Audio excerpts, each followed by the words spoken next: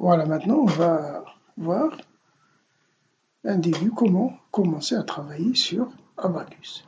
Déjà, quand vous voyez donc la fenêtre de Abaqus, voilà, c'est une fenêtre Windows, vous allez trouver fichier, affichage, etc. Mais tout est en anglais. Voilà, les étapes de travail. Sur Abaqus, il y a 10 étapes. Ça commence par Part, puis Propriété, on affecte les propriétés des pièces, puis on passe à créer, on crée l'assemblage, de l'assemblage on crée donc le step, d'accord, l'interaction s'il y a des contacts, puis on introduit donc les charges et les conditions aux limites, on génère le maillage, s'il y a de l'optimisation, on met les paramètres d'optimisation, sinon on passe au job. Voilà les étapes. Voilà, maintenant donc on va commencer donc un premier exemple, d'accord? On va créer la pièce ou les pièces. S'il s'agit par exemple d'un assemblage où il y a plusieurs pièces, il faut créer toutes les pièces. D'accord? Donc les pièces, vous avez le 3D, le 2D ou bien l'axe symétrique. Vous avez donc un solide soit déformable, soit rigide, soit analytique ou rigide, etc. On travaille sur le déformable. Et vous avez soit un solide, soit une plaque, soit un fil, etc. Et vous avez par la suite, vous avez choisi soit un solide de révolution ou bien un solide.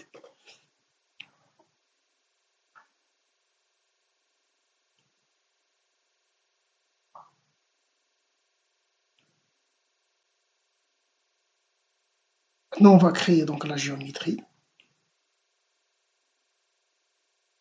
D'accord? C'est une poutre. Voilà, de dimension 10 x 10 mm x 100 mm de longueur.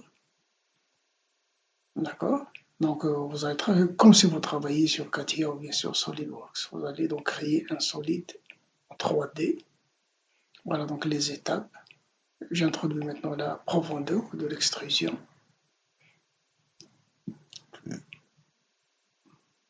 OK. 100 mm. Voici donc ma poutre. C'est bon? Donc les axes X, Y, Z. Donc la section, elle est vers X, Y et la profondeur selon Z. C'est bon? J'affecte maintenant les propriétés mécaniques. Donc je dois tout d'abord créer une loi de comportement, soit par le menu créer ou bien à partir de cette icône qui est dans la loi. Voilà, je peux appeler ça un acier, un matériau, un acier 1, ou bien un aluminium, pardon. Je vais mettre un aluminium. Voilà, donc si j'aurais besoin de la masse, je rentre la masse. Sinon, donc je vais choisir un autre composant élastique par la suite, thermique, etc. Mais moi, je vais choisir après la loi élastique. Alors, je vais revenir à mécanique, élastique. Dans élastique, j'aurais besoin du modèle de Young de coefficient de Poisson, tout simplement. Donc, je vais rentrer un modèle de Young de 100 000 newtons par millimètre carré, ou bien 100 000 mégapascales. Mais regardez, les unités, lui, ils ne demandent pas des unités, mais les unités sont implicites. C'est toi qui connais les unités d'IR. Donc, il faut que les valeurs ou paramètres que vous saisissez doivent être homogènes. D'accord? On travaille au mégapascal, toujours au mégapascal, ou au millimètre, etc. Newton, mégapascal, millimètre, voilà les unités. Si donc, tous les paramètres doivent être homogènes. Après, je dois créer ce qu'on appelle la section. Vous allez voir la section.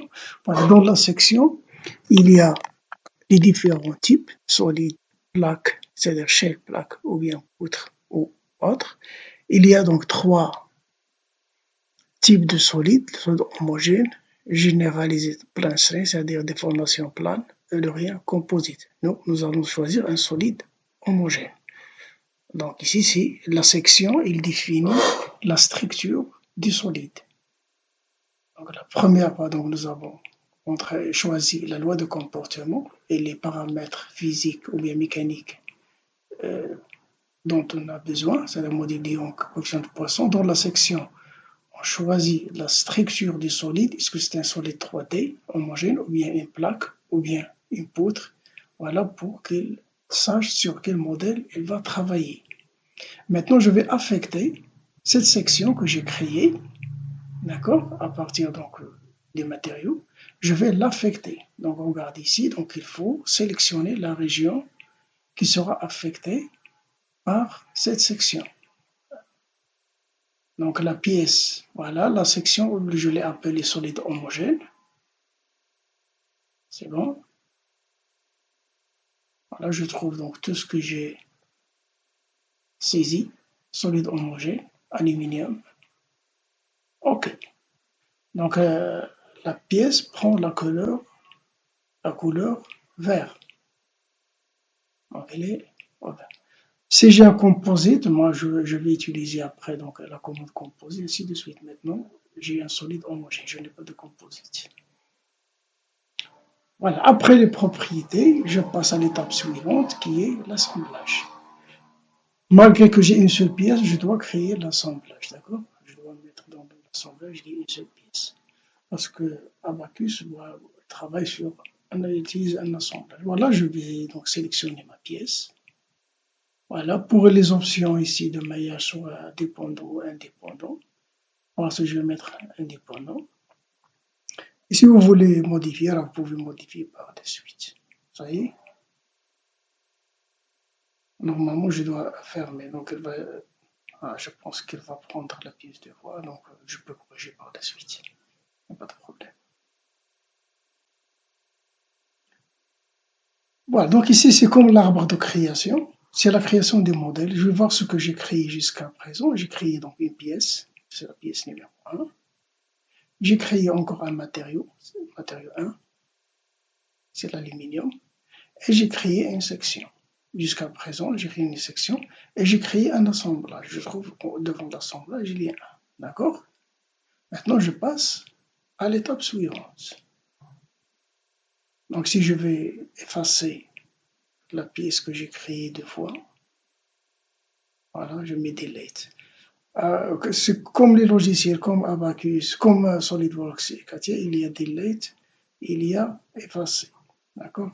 Supprimer, il cache seulement la pièce. Delete, voilà, elle efface définitivement.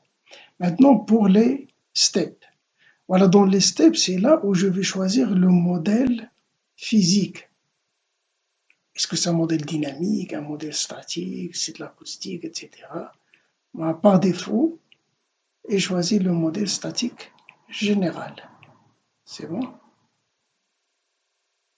Voilà, statique général.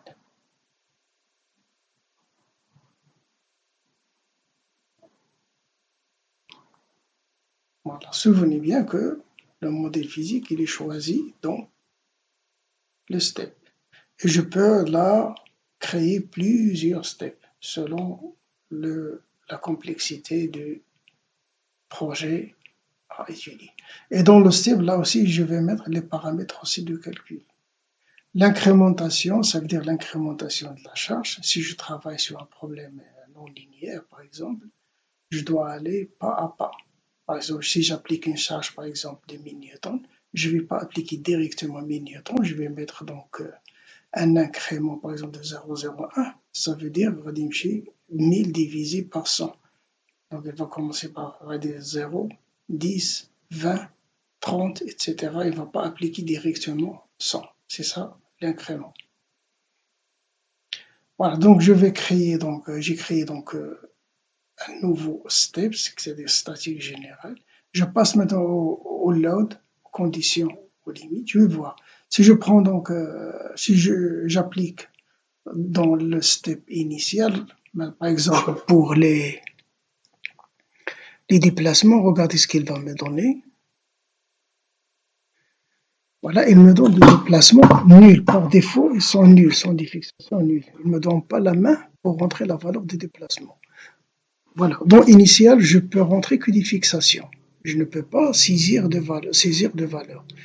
Par contre, si je prends statique à partir de step 1, c'est-à-dire que j'ai nommé statique, voilà, là je peux soit mettre 0, soit mettre une valeur. Voilà, ça me permet. Voilà, donc les fixations, je les mets dans le step initial et les charges qui ont une valeur, je dois les appliquer dans le step 1 ou 2 ou 3 selon les steps que j'ai créés. Alors moi maintenant je vais faire je vais appliquer un encastrement et je vais l'appliquer sur la section de derrière, d'accord? Voilà, là donc c'est les options d'affichage. Le X, Y c'est la section d'avant. Je vais pour que je sois sûr que je suis sur la section d'arrière, je vais prendre le X, voilà renversé, c'est la section d'arrière. Voilà, et je vais appliquer là un encastrement. Ok, voilà. Donc, voilà, là c'est toutes euh, les options. D'accord. Maintenant je vais passer aux charges. Je vais appliquer la charge. Voilà, ça c'est une poutre de traction. Je vais mettre, c'est juste quelque chose de très simple. Traction. J'applique la charge, je vais l'appliquer sur la section d'avant. D'accord? Je vais appliquer une pression. OK. Continuer. C'est bon, je vais revenir à la section d'avant. Ça va. Maintenant, j'applique la charge. Je vais mettre moins 10 newtons par millimètre carré. Moins 10 pour qu'il soit de traction. Si je mets 10, automatiquement, la pression, toujours, elle est dirigée dans le sens de la section. D'accord?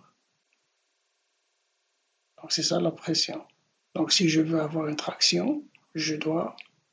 Donc, la pression, par définition, c'est une compression. Si je veux avoir une traction, je vais avoir un C-. Voilà, maintenant, voilà, j'ai ma pièce. C'est bon? Donc, qu'est-ce qu'il me reste? Ce qu'il me reste maintenant, l'étape suivante sera le maillage. Donc, je dois mailler. Pour mailler, je peux soit utiliser les icônes, c'est-à-dire les commandes, ou bien je vais au menu Mèche. Contrôle, je choisis le type de maillage, un maillage structuré. Si j'utilise un élément hexaédrique, c'est-à-dire à base rectangulaire, il me donne le structuré. Si j'utilise donc le tétraédrique, c'est-à-dire à base triangulaire, il peut me donner un maillage libre, le free, maillage libre. C'est-à-dire qu'il est à base triangulaire. Je vais laisser le structuré, après vous pouvez vous essayer les autres types de maillage. Maintenant, je vais donc chercher le type d'élément. Je suis en train maintenant de créer le modèle numérique. Le modèle numérique est élément fini. C'est-à-dire, je dois savoir le type élément fini, c'est en 3D ou bien en 2D ou bien, d'accord, un couplage, etc. C'est bon? En bas, vous allez voir, en bas, donc voilà, ça c'est le nom de l'élément. C'est un élément à 8 nœuds, d'accord? C'est un cube à 8 nœuds, d'où les nœuds les sommets. Si je mets donc quadratique, donc un élément à 20 nœuds. Donc, عنده 8 nœuds les sommets, un nœud au milieu de chaque segment. D'accord? De chaque côté, il y a un nœud au milieu et il y a un nœud au milieu. Ça donne 20 nœuds. في 20 nœuds. Le quadratique. Moi, j'utilise le linéaire, ça va, ça me va. Alors, donc maintenant, donc, ce qu'il me reste, donc je vais tourner un petit peu, je veux reprendre la 3D. Alors, je vais seulement faire une rotation. Voilà, voilà pour revenir à la pièce d'élé, pour que je sois sûr que la pièce est entièrement maillée. D'accord, je vais appliquer maintenant le maillage. Voilà, donc j'ai choisi donc le type d'élément, ça y est, c'est terminé. Donc je dois donc maintenant passer au SED, ça veut dire là, donc c'est-à-dire créer le maillage. Quand la dimension des éléments, je vais prendre une dimension de 5 mm. D'accord? Je ne vais pas prendre beaucoup d'éléments. Je peux prendre 1 ou 2 millimètres, etc., selon la précision voulue. Dans un cas élastique, je n'ai pas besoin de prendre beaucoup d'éléments, parce que plus je prends d'éléments, j'aurai un résultat plus précis, et ça va prendre aussi du temps de calcul. Donc je prends un grand nombre d'éléments si j'aurais besoin, surtout dans le calcul non linéaire, où il y a des fissures à l'intérieur, ou des évidements, là j'aurais besoin de prendre beaucoup d'éléments. Maintenant, je ne vais pas faire d'optimisation, je passe au job. Ça y est. Donc, j'ai créé donc, mon modèle géométrique, j'ai appliqué les conditions limites, le chargement, le matériau, voilà tout ce qu'il faut. J'ai créé le modèle numérique, c'est-à-dire le maillage, éléments finis, j'ai choisi le type d'élément, etc. Maintenant, voilà, je vais créer un job que je vais appeler élastique. Voilà, donc je laisse tous les paramètres par défaut. Je vais soumettre et j'attends les résultats. Voilà, je vais soumettre. Voilà, maintenant il calcule. D'accord? Il va d'abord vérifier les données. Est-ce que les données sont complètes? Est-ce qu'il ne manque rien? S'il lui manque une donnée, alors il va vous sortir un message. C'est-à-dire, il manque le matériau, il va vous sortir un message. Si le maillage n'est pas adéquat, il va sortir un message, etc. Voilà, maintenant, running, ça veut dire il calcule. Je peux cliquer sur moniteur pour voir l'évolution du calcul. Regardez les incréments. Moi, je mets un incrément de 0,1. Ça veut dire 1, 2, 3, 4, 5, 6. Regardez, voilà. Voilà, les incréments, je peux voir, voilà, les incréments. Il a mis 6 incréments. Et après, donc, il est arrivé, il a convergé après 6 incréments. Il n'a pas besoin, donc, parce que l'incrément que j'ai mis, ça, c'est le minimum, d'accord? Le minimum, c'est 0,1. Les résultats maintenant. Et voilà, donc les résultats, je vais donc afficher donc, la déformée. Voilà la contrainte devant Mises, ici, c'est bon. Et voilà, là, je peux changer même ça, vous pouvez utiliser par la suite, vous défilez et vous affichez tout ce que vous voulez comme résultat, les déplacements, les contraintes suivant les 3 directions, les déplacements suivant les 3 directions, les cisaillements, tout ça se trouve dans ce menu. Voilà, donc je peux animer, voilà, la pièce donc elle est en... Et je peux par la suite tracer la courbe déformation, contrainte déformation, c'est-à-dire la loi de comportement. Voilà, je vais à X, Y ici, data. Je dois voir sur X je vais effacer des courbes qui étaient déjà là pour qu'il n'y aurait pas de chevauchement avec les nouvelles. Voilà, je vais effacer tout ça. Et voilà, je vais créer de nouvelles courbes. OK. D'abord, créer donc output. Voilà, ODP. ODP, c'est output database. D'accord, voilà ce que je veux afficher. Je veux afficher le E33, c'est-à-dire la déformation suivant Z, c'est-à-dire une traction suivant Z, et le S33, c'est-à-dire la contrainte suivant Z. Alors, je veux...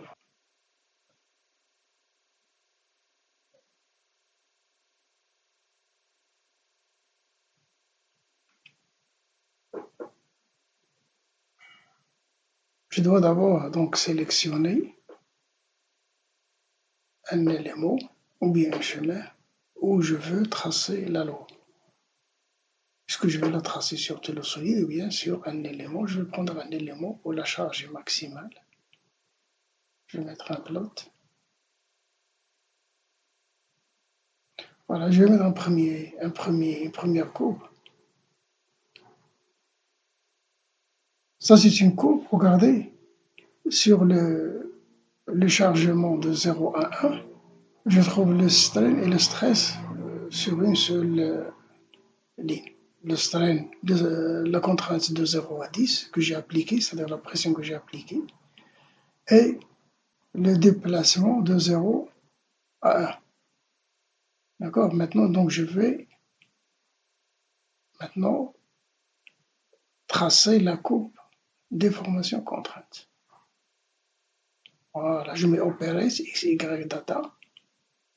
Je vais choisir combine, c'est-à-dire combiner.